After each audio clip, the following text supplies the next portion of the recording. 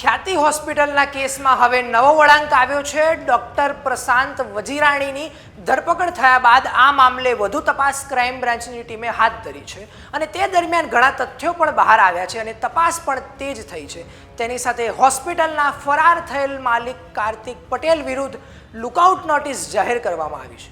તે વિશે વિગતે વાત કરવી છે આ વિડીયોમાં।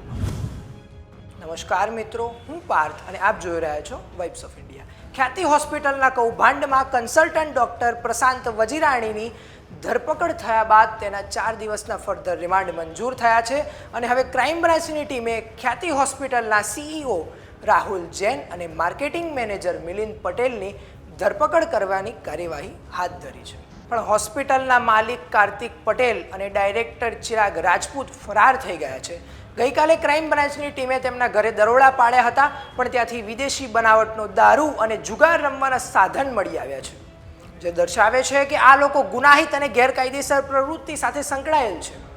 આ મુદ્દામાલ મળ્યા પછી સવાલ તો એ ઊભો થાય છે કે ગુજરાતમાં દારૂબંધી હોવા છતાં દારૂની બોટલો ઝડપાઈ છે। શું એવું કહી શકાય કે ગુજરાતમાં દારૂબંધી માત્ર સામાન્ય માણસો માટે જ છે? જે લોકો ઊંચા હોદ્દા પર છે અથવા જે લોકો ધનાઢ્ય છે, કહેતા પૈસે ટકે સક્ષમ છે, તેમના માટે તો બધું જ માન્ય છે।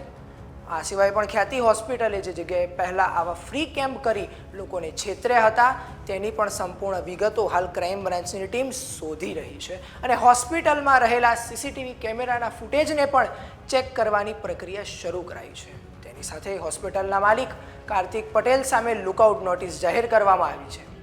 તારીખ 10 નવેમ્બરના રોજ કડી તાલુકાના બોરીસણા ગામમાં એક મેડિકલ કેમ્પનું આયોજન કર્યું હતું અને તેમાં ખ્યાતિ હોસ્પિટલે પૈસા પડાવવાના બદઇરાદાથી ઘણા લોકોને બીમારીનું બહાનું બનાવી હોસ્પિટલ લઈ જઈ તેમની ચીરફાડ કરી હતી અને તે દરમિયાન 2 વ્યક્તિના મોત થયા હતા અને આ કાંડમાં મહત્વની ભૂમિકા ભજવનાર કન્સલ્ટન્ટ ડોક્ટર પ્રશાંત વજીરાણીની ધરપકડ કરાઈ છે અને તેના રિમાન્ડ પણ મંજૂર થયા છે અને તેના પર કડક કાર્યવાહી કરવામાં આવશે તેવું જાણવા મળી રહ્યું છે, કારણ કે તે ખ્યાતિ સિવાય પણ બીજી હોસ્પિટલમાં આવી રીતે કન્સલ્ટન્ટ ડૉક્ટર તરીકે જતો હતો અને તેના પર એવી શંકા જઈ રહી છે કે તે આ બધું જાણવા છતાં હોસ્પિટલના કાંડમાં તેનો સાથ આપતો હતો અને બીજી હોસ્પિટલોમાં પણ થોડા પૈસાની લાલચમાં લોકોના જીવન સાથે ચેડા કરતો હતો।